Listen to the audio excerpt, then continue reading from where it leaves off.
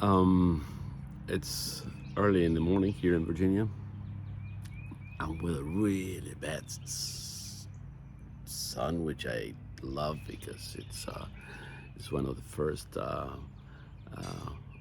attempts of spring to make my life a lot better, and it's part of the day. Is that part of the day when I get to enjoy myself with a cup of coffee before I head back to the studio, to the basement, to keep working on Daniel Chester French and American Sculpture, um, which has been particularly challenging in a great measure because it is unscripted.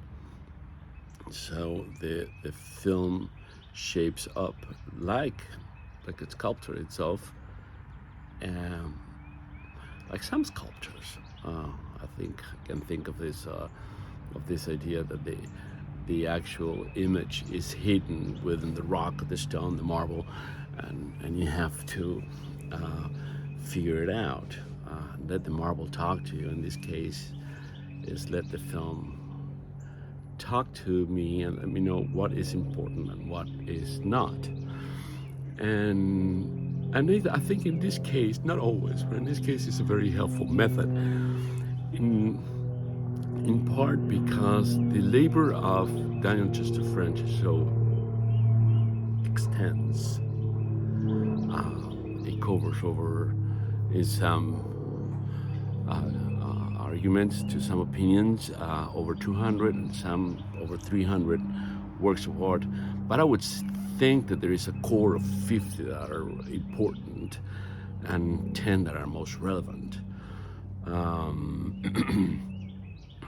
Definitely, we can't put on the same uh, level the Minuteman or the Lincoln Memorial, or the uh, Melvin Memorial or the Millmore Memorial with the miniatures he did, or the small experimental, or the small favors he considered by creating funerary sculpture for family friends. Um, there are more important. There's always the key works of art that define an artist, uh, uh, life, career, um, prominence, and so I would think that that is the first, or that has been the first major goal in this discovery voyage through the life and works of Daniel Chester French. There was a canon before, certainly, created through almost 100 years of scholars and dedicated people who came before me.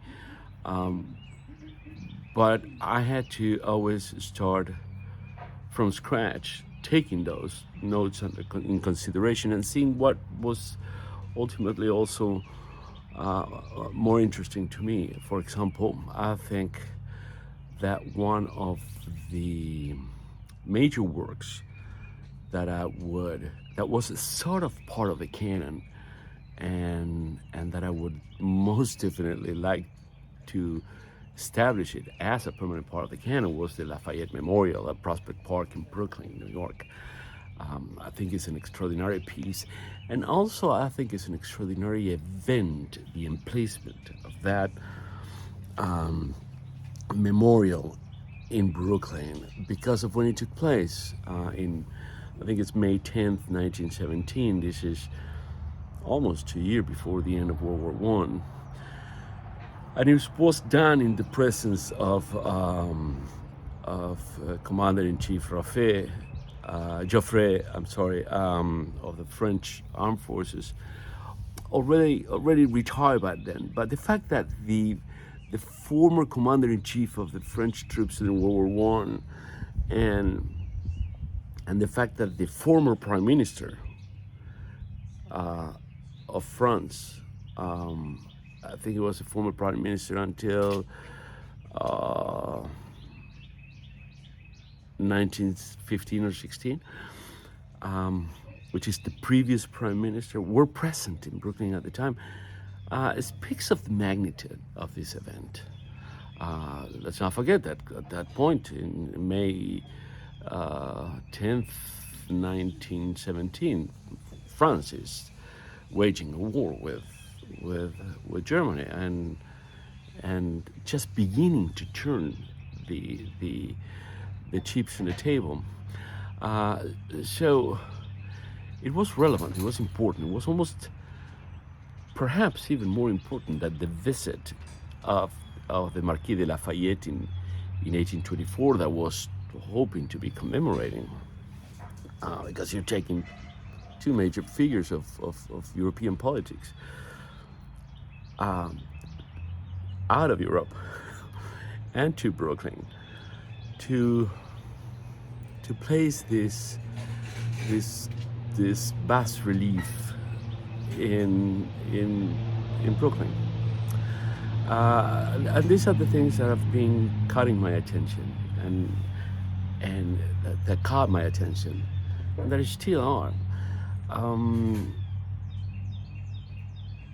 So I spent most of the evenings down there in the basement, away from the sun and the coffee, trying to figure out why are these experiences, this action, this combination of factors that make public art even more relevant than just the accidental encounter of the individual, of the citizen strolling through the park and running into a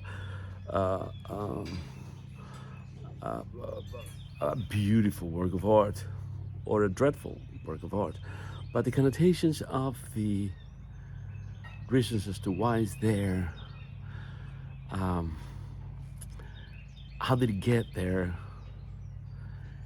will help us understand. It's certainly helping me understand how complicated this relationship, singular, between public art and citizens is. And perhaps I should dedicate another, some more time to think about what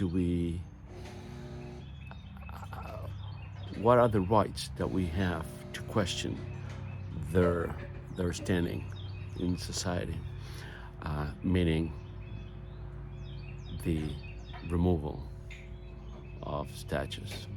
In particularly, it has changed the way that I feel about the Lewis and Clark monument here in Charlottesville, Virginia, where I live. A statue that was removed almost in a tribal manner, in a tribal fashion, almost as I would say a talisman that has to be removed, with excuses that do not match the level of accomplishment of the artist behind the sculpture and the sculptor itself. Is not Stonewall Jackson. It's not definitely. It's not Robert E. Lee. Is Lewis and Clark.